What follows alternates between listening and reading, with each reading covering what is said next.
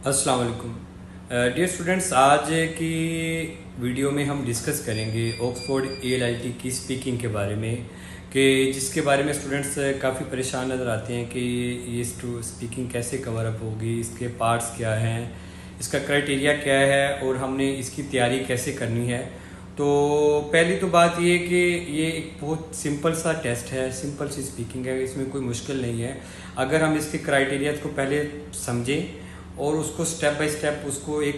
Pattern के मुताबिक जो कि गाइड किया जाएगा उसको लेके चलें, तो आई डोंट थिंक कि ये एक बहुत बड़ी मुश्किल चीज़ है, बल्कि बड़ी आसानी से हो जाती है। तो पहले हम डिस्कस करेंगे कि हमारी ये स्पीकिंग के कितने पार्ट्स हैं।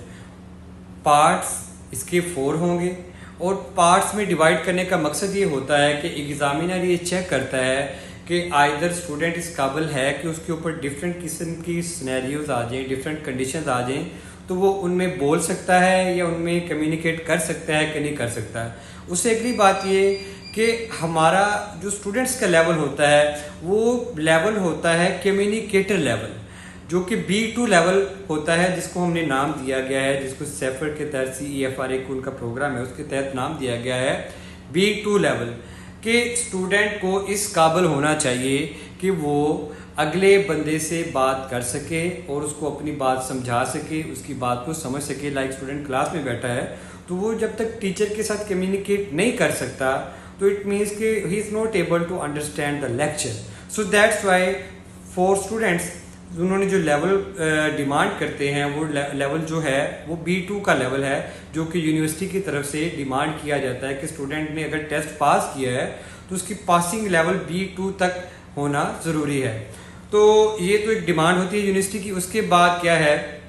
हम अगली चीज़ को देखते हैं कि स्टूडेंट को पेपर का पैटर्न का नहीं पता और उसके अंदर जो चीज़ें हैं वो क्या हैं, हर पार्ट के अंदर क्या पूछा जाता है और हमने उसका कैसे जवाब देना है, तो हम उसको डिस्कस करेंगे। फर्स्ट ऑफ ऑल जो मेजर चीज़ है वो ये है कि पेपर के 4 पार्ट्स हैं। Part 1 is about introduction and simple questions होते हैं, जिसमें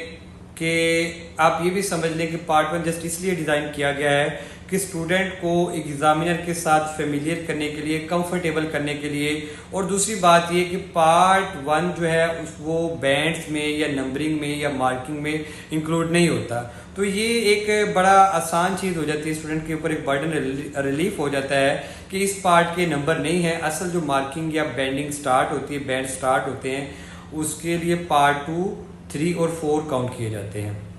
लेकिन इसका हरगिज मतलब ये नहीं है कि हम पार्ट 1 को इग्नोर कर देंगे। रीज़न ये है कि पार्ट 1 एक तो एग्जामिनर के साथ आपको कंफर्टेबल करता है। एक अच्छा इंप्रेशन बनाने के लिए हमें इस पार्ट के अंदर भी अपनी फुल एफर्ट्स दिखानी है। अब हमारी स्टूडेंट की एफर्ट्स में क्या चीज़ आती है, एक तो उसकी ग्रामर की मिस्टेक्स ना हो,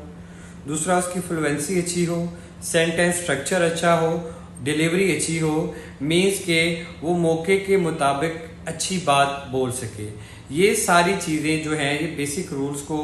फॉलो करना नहायत ज़रूरी है, क्योंकि अगर जो स्टूडेंट है वो ग्रामेटिकली मिस्टेक्स करता जाएगा तो इट मीन्स कि he is not able to communicate his ideas properly, तो जिसकी वजह से वो B2 लेवल को अचीव नहीं कर सकेगा। तो लिहाजा B2 लेवल को अचीव करने के लिए उसके लिए ज़रूरी है कि वो इन चीज़ों को फॉलो करे, उसकी फ्लुएंसी अच्छी हो और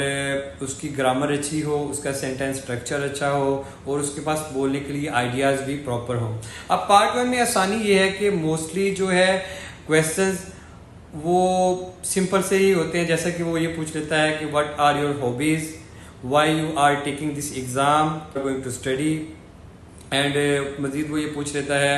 describe the area where you live, and वो ये भी पूछ लेता है कि इंट्रोड्यूस योर सेल्फ, एंड सबसे पहला क्वेश्चन बात करते वो ये भी पूछता है कि where are you right now. तो मोस्ट प्रोबेबली ये है कि आपसे वो यही क्वेश्चन पूछेगा, आपने इनके आंसर्स याद कर लेने हैं। ये इस तरह हो कि इनमें से तो कम कोई ग्रामेटिकल मिस्टेक ना हो, ताकि पार्ट 1 में एक अच्छा इंप्रेशन बन जाए। अब दूसरी बात ये है कि हमने जब डिलीवरी करनी है तो हमारी डिलीवरी के अंदर जो हमारा लहजा है, जो हमारा एक्सेंट है, जो हमारा अंदाज है, वो ये होना चाहिए कि हम अभी सोच के बोल रहे हैं, ना कि ये हो कि हम कोई क्रैम किया हुआ कोई रट्टा सुना रहे हैं उसको, या हम कहीं से कोई रीडिंग कर रहे हैं कोई चीज़, ये लहजा ना हो। अगर ये लहजा होगा तो वो हमारी नेगेटिव इंप्रेशन में जाएगा कि जिससे एग्जामिनर को ये लगेगा कि ये बंदा